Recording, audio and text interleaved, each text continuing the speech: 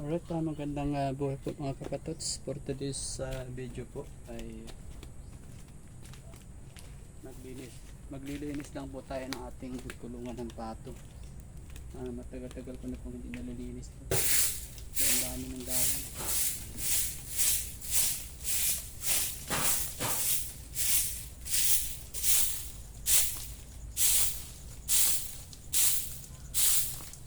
Hindi ba dumikit na? Ano, hindi ko siya natanggal at pag naulan ay sobrang putik, nadikit sa sinelas yung putik, kaya natanggalin yung dahon. Pag may dahon, yun nga, dinadikit.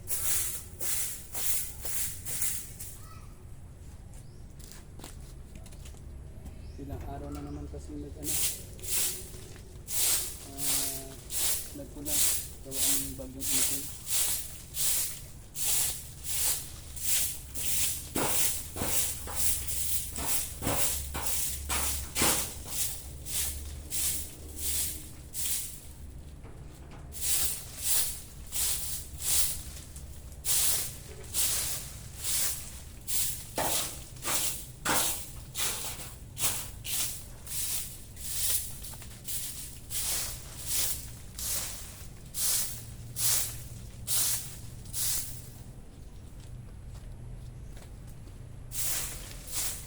Dito ko lang siya banda ilalagay para pag okay dumadaan papunta doon ako nagbabaw at saka dito,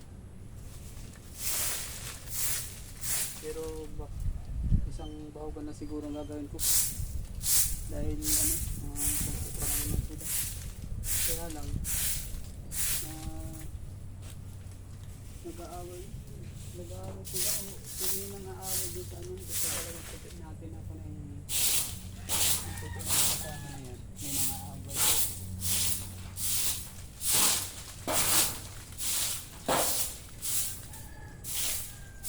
Pag lumabas yung matatanda, katulad itong isa na to, yung isa na yan sobrang kondi siya sa sa bata na pato, pag bata yung matanda na siya.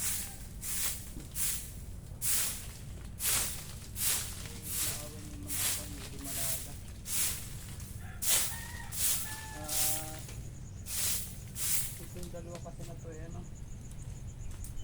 kundi kong alagaan, hindi ko yung kapatid ko bagong dating na siguro na isang bilyon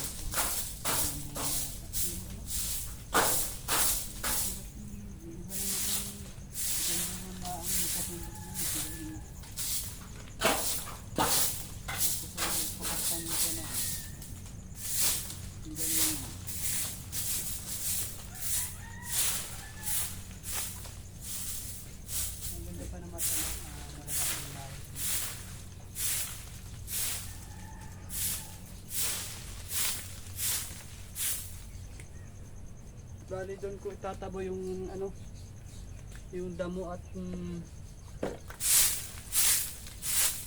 lugar na yun na gawa nilang tutlukan yung mga sulit, kaya doon ko atabo ang damo.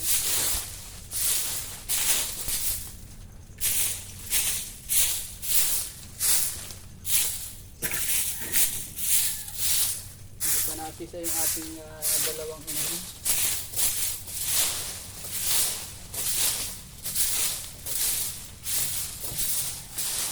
siguro mga ilang araw na lang yung natin sa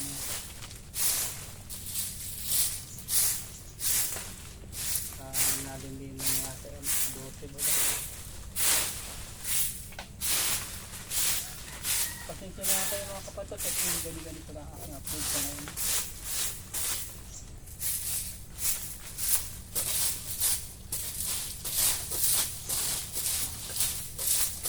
Gusto ko rin mga tutorial sa pag-alaga ng pato sa ilang hindi pa ako masyadong marunong. Minsan nagpapalag ako ng nagugandi. yung ko naman ito, ano ba? Yung life vlog ko lang naman. Pinakat ko naman. Pero sana o kung paano gusto mo ang ano.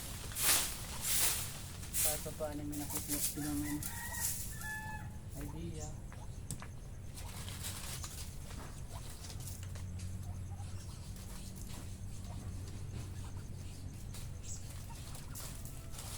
Pagwalis-walis lang, hinahanap na ako. Grabe yung kasap nito. Walis lang. Tapos payoko lang. Pero hinahanap na.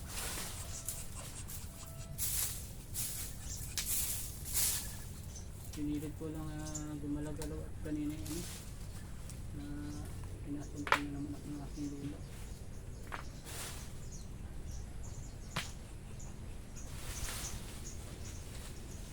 Bilis na sa panood ko about dun sa expression anxiety. Kailangan labanan doon natin yung ating pinapakapagitan para mawala sa isip natin para mawala sa focus mo.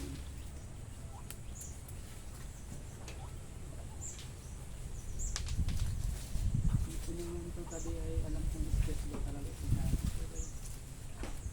may time talaga na sumarating siya.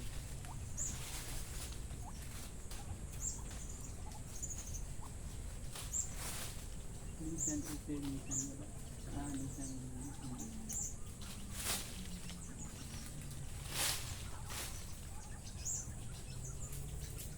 pagbabaris ka lang. Kain naman oras.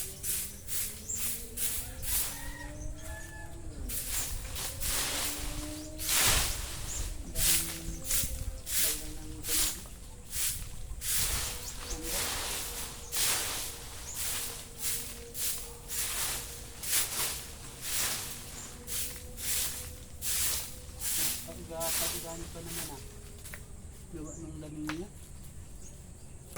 ng September yata ang sinilang niya.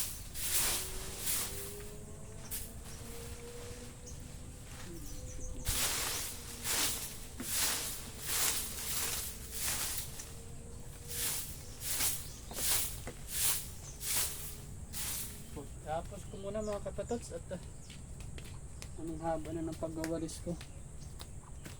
Tapos ko muna. So ayan, tapos na po mga kapatots. Nawalisan na natin. Doon ko nilagay sa dulo yung mga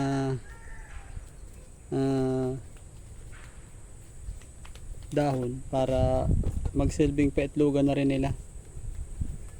Mahilig na rin nalaan naman sila magkuhan dyan sa dyan sa mga ganyan dahon-dahon. So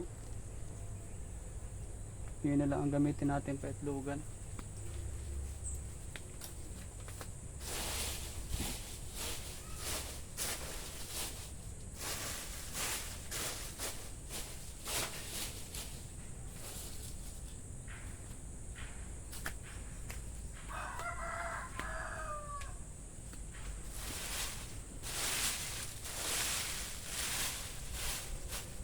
So ialagyan naman natin ng ng pangkuhan sa ilalim. Kasi pag hinukay nila ng hinukay, ito, kahit mataas yan, aabot din sila dito sa lupa. So pag umabot sa lupa, naabot ng baha, ay may posibilidad na masira yung mga itlog. Kaya nalagay natin ng hollow blocks or lupa, pataasin natin ito. Saka natin apatong itong ito yung dahon para yan ay pag binutas nila dito ng ganyan, binutas niya yung pinakang paitlogan niya, pag siya nagalimlim ay kulob na kulob yung pinakang surrounding ng kanyang mga itlog.